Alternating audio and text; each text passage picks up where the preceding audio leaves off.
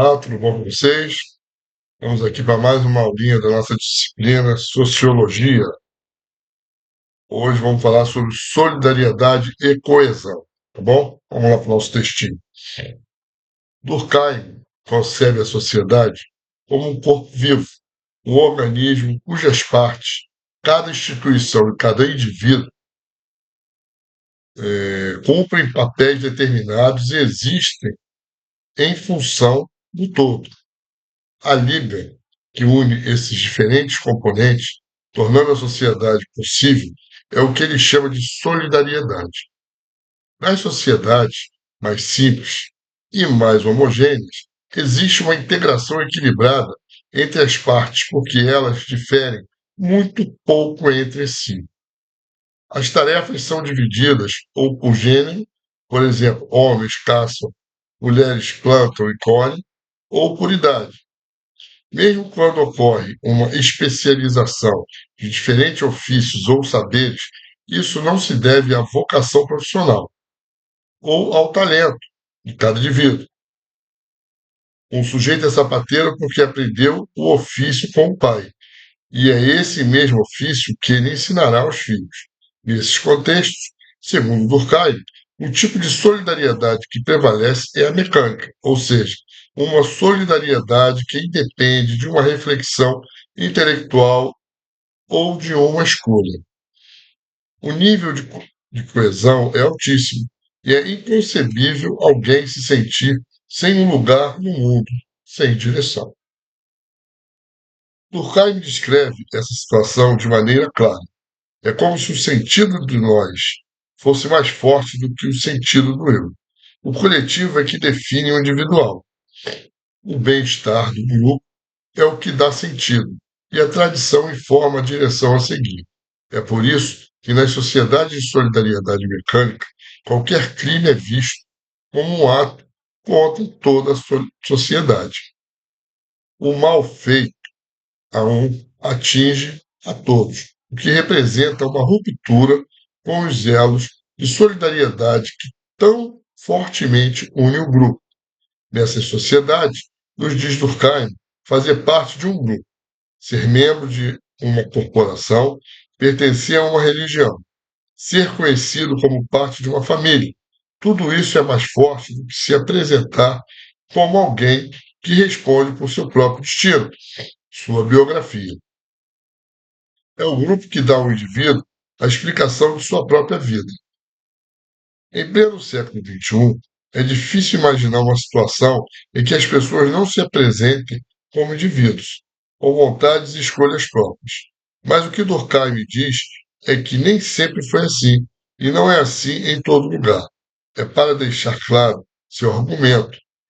Ele volta ao cenário pré-industrial. A aldeia medieval, por exemplo, por ser uma comunidade fechada e sem muito movimento de pessoas de fora do grupo, permitia que o coletivo falasse mais forte do que cada pessoa individualmente. Era uma comunidade pequena, onde todos se conheciam desde o nascimento até a morte, e indiferenciada, onde todos dependiam do conjunto para a satisfação de suas necessidades. O resultado é que a vida social se dava em grupo, tanto no trabalho como no lazer. Esse tipo de arranjo social, característico das sociedades capitalistas, sofreu uma mudança importante quando, paralelamente ao aumento populacional, ocorreu um incremento das comunicações e das trocas de mercadorias e de ideias entre as pessoas.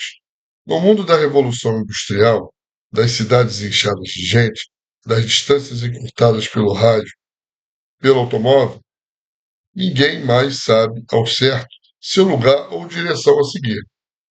As pessoas se veem como indivíduos, portadores de características e personalidades que os tornam únicos.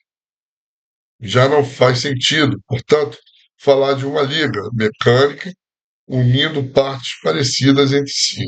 É por isso que Durkheim diz que na nova sociedade predomina outro tipo de elo, a solidariedade orgânica.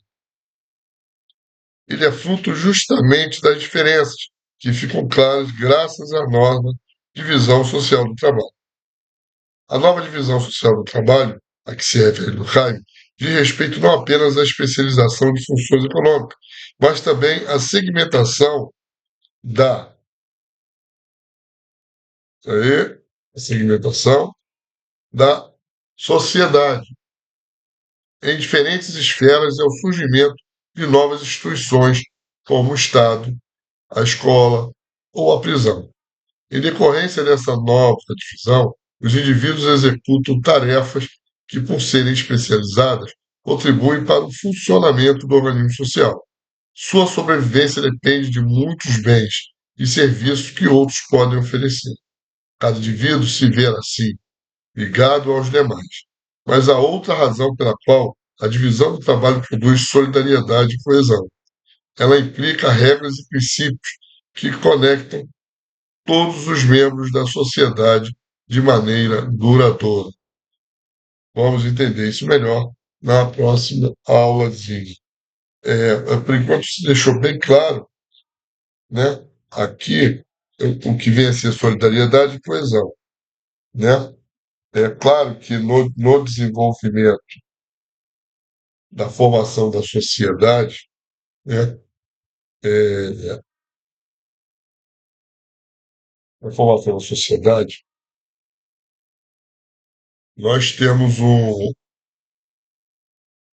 no plano evolutivo, nós temos essas mudanças sociais, né?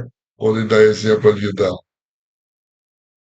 da Idade Média, né? No vilarejo, e quando ele dá agora, no presente momento, quando o trabalho, as classes sociais, as diferenças sociais é que vão ditando essas formações, né?